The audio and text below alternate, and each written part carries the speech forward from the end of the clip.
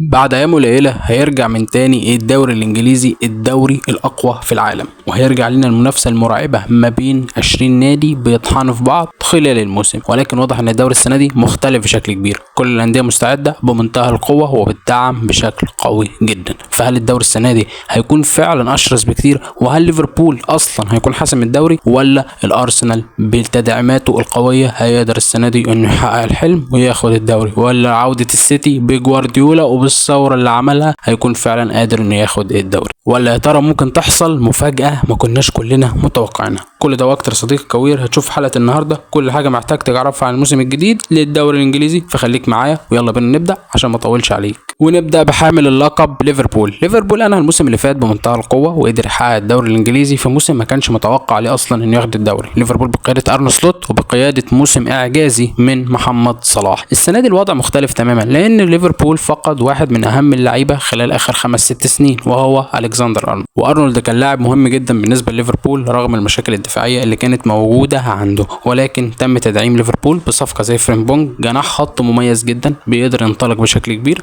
وده هيخلي صلاح يدخل كمان اكتر للعمق. علشان كده هتشوف ان في الدرع الخيريه الموضوع كان مؤثر بشكل كبير على محمد صلاح لان التوليفه لسه جديده عليه. كمان ليفربول دعم بواحد زي افيرتس، لاعب مميز جدا واغلى صفقه خلال الموسم ولاعيب متوقع منه انه هيكسر الدنيا مع الليفر. كمان ايكيتيكي كمهاجم بعد رحيل داروين نونيز للهلال السعودي. ليفربول كمان قدر يدعم الحارس مارشا ديفلي، حارس بتاع فالنسيا، في حال طبعا كمستقبلا بديلا لاليسون بيكر. واخيرا كيركيز من بورنموث كان مدافع مهم جدا، باك ليفت مميز جدا بالنسبه لليفربول، طبعا لان الواضح ان كان المشكله في المركز ده بشكل كبير خلال الموسم اللي فات بسبب كبر سن روبرتسون. كمان في كلام على صفقه مارك جويه انها بتخلص بالاضافه لليوني مدافع بارما، صفقتين مهمين جدا بالنسبه لخط الدفاع ده في حاله كمان انه بامنه كمان حال رحيل كوناتي. وفي بقى الصفقه الحلم بالنسبه لكل جماهير ليفربول وهو الكسندر ايزاك، صفقه مهمه جدا، وبالنسبه لي لو تمت الصفقات دي فعلا فليفربول هيكون فريق كامل متكامل ما فيهوش اي ثغرات حرفيا، فريق قوي جدا، فريق متماسك بشكل كبير. لكن بقى يفضل دور ارن سلوت في استخدام الادوات بشكل صحيح، لان انا شفت استخدام بشكل سيء جدا في مباراه الدرع الخيريه لانه كان فاتح بشكل كبير بفريمبونج، وصلاح كان مبعود تماما عن اللعب. صلاح دايما كنا متعودين اللي هو اللي بيمسك الكوره هو اللي بيحرك الفريق، هو اللي كان قايم بدور ميسي حرفيا. الموسم اللي فات صلاح كان عامل موسم قوي جدا، كان هو محرك لعب ليفربول، لكن الموسم ده اللعيبه الحريفه بقوا كتير قوي حواليه، فواضح ان دور صلاح اتلغى وبقى مقتصر على التسجيل. فاتمنى ان احنا نشوف نسخه كويسه من محمد صلاح واستخدام صحيح للادوات، لاننا شفنا بصراحه كتيكو فريمبونج بشكل مميز وكمان فلورين فيرتز. ومن هنا نروح لمانشستر سيتي. مانشستر سيتي يعني من الموسم اللي فات هو بدعم بشكل كبير، راجل جاب عمر مرموش، جاب خوسانوف وفيتور ريس ونيكو جونزاليس، دول الاربع صفقات اللي جابهم في الشتاء، وكان صرف يعني يعتبر اكتر فريق كان صرف في الشتاء هو مانشستر سيتي. في الصيف النادي دعم بشيركي وريندرز وايت نوري وترافورد كحارس مرمى. بصراحه التدعيمات انا شايفها مميزه جدا. ليه بقى؟ لان السيتي واضح انه الموسم اللي فات في سقطه كبيره جدا حصلت له، ده بسبب ان نواه الفريق خلاص، في لعيبه تشبعت وفي لعيبه خلاص خلصت اللي عندها زي دي بروين طبعا كان هو اهم لاعب وواضح انه اتاثر بشكل كبير جدا، والمستوى البدني او الفني قل بشكل واضح. كمان جوندوجان، كمان واحد زي برناردو سيلفا، لعيبه كتير جدا كانت متاثره بشكل كبير، فكان لازم التغيير. وبصراحه جوارديولا عمل تغييرات كويسه. شيركي لاعب مميز جدا، ريندرز لاعب محترم جدا كبوكس تو بوكس، كمان عندك ايت نوري جناح ولاعب باك بيهاجم بشكل كبير، ظهير مميز جدا وعصري بشكل كبير. واخيرا ضم ترافورد كحارس مرمى لان ايدرسون برضو واضح انه متاثر بشكل كبير. لكن يبقى الدور على جوارديولا، هل جوارديولا لسه في رهان عليه؟ هل جوارديولا هيقدر فعلا يرجع مانشستر سيتي؟ لو سالتني فهقول لك انا متوقع ان السيتي هيقدم موسم قوي جدا، لان السيتي معترف دايما انه عنده مدرب قوي جدا، عنده ماكينه اهداف زي ايرلينج هالاند، عنده لعيبه مميزه بشكل كبير، وانا اتوقع ان السيتي هيقدم موسم كويس جدا. ولكن في كلام جديد خرج ان السيتي بيحاول يضم دوناروما الفتره الاخيره، وكمان في كلام على رودريجو من ريال مدريد. لكن اتوقع ان السيتي يا جماعه محتاج باك رايت، دي صفقه اتوقع ان السيتي محتاجها الفتره اللي جايه. وطبعا رودريجو لو جه فهو هيبقى ابجريد رهيب جدا لخط الهجوم، بالاضافه طبعا لدوناروما فهو حارس مميز. ومن هنا نروح لنادي ارسنال بقياده ارتيتا مدرب انا مقتنع بيه جدا، مقتنع انه مدرب كويس وبيقوم بدور كويس، لكن هل هو مدرب يحصد بطولات؟ بصراحه دي مش عارفها، لكن السنه دي هنعرف، لان الراجل عمل كل اللي هو عاوزه، كل الصفقات اللي طلبها جات له. الراجل جاي له مهاجم اسمه جيكيراس، هداف وحش مرعب، عندك مدويكي، موسكيرا، نورجارد، زوبوميندي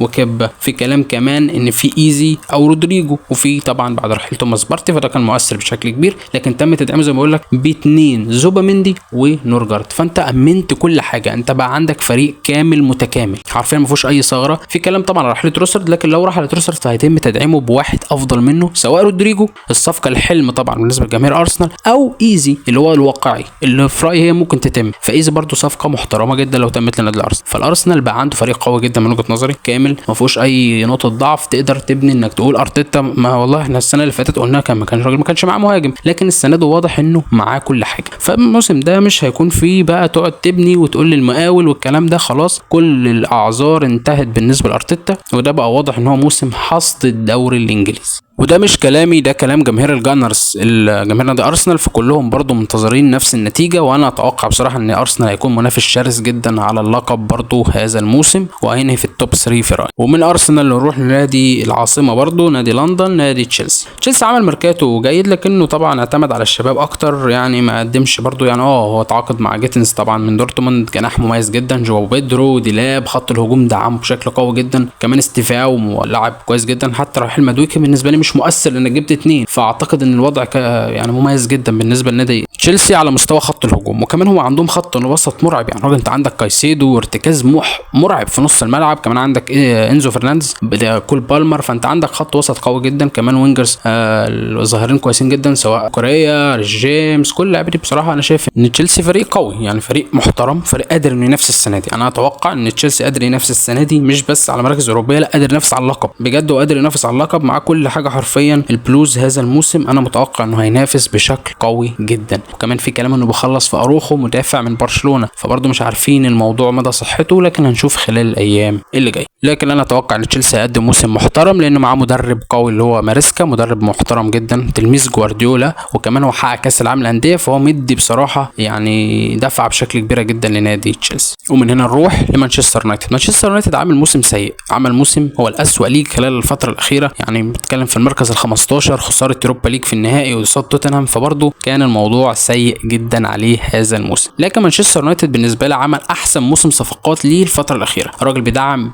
بصفقات هو محتاجها ولعيبه هو في حاجه ليها، وابرزها طبعا كونيا من وولفرهامبتون، كمان عندك مابيومو من برنتفورد، سيسكو المهاجم المميز جدا في رايي لمانشستر يونايتد. فبكلها صفقات محترمه جدا. في كلام كمان على باليبا لاعب برايتون لاعب وسط، وكمان على دوناروما اللي ما نعرفش هو هيروح انهي قطب من قطبي مدينه مانشستر، لكن انا اتوقع برضو ان اليونايتد السنه دي بصراحه عمل موسم محترم للصفقات حتى لو اختفى بالقدر ده. فالسنه دي انا اتوقع اليونايتد هيكون مختلف تماما، وهنشوف مركز كويس جدا. مش هقدر اقول لك طبعا ينافس على اللقب ولا حتى انه مثلا ينافس في التوب 3 رأي، لكن اعتقد انه هيكون على الاقل في التوب 5. يعني اتوقع اليونايتد السنه دي من 1 ل5 او يعني بالكثير 6، مركز سادس او خامس. انا اتوقع ان ممكن السنه دي نشوف اليونايتد في دوري ابطال اوروبا، انا عندي توقع وامل في كده بصراحه هذا الموسم. ومن هنا نروح لتوتنهام، اخر فريق معانا النهارده. توتنهام عمل موسم محترم، سواء على مستوى المدرب اللي جاب توماس فرانك، مدرب محترم شيك بيقدم كوره حلوه جدا كان مع برنتفورد، كمان صفقات مميزه قوي. لكن مفيش شك ان رحيل سون هيكون مؤثر جدا. رحيل سون يا جماعه هي صدمه كبيره لكل جماهير توتنهام، الراجل كان شايل الفرقه بعد رحيل هاري كين، فبالنسبه له كان لعيب مميز جدا. لكن دلوقتي انت جبت واحد زي قدوس لعيب كويس جدا، وكمان اصابه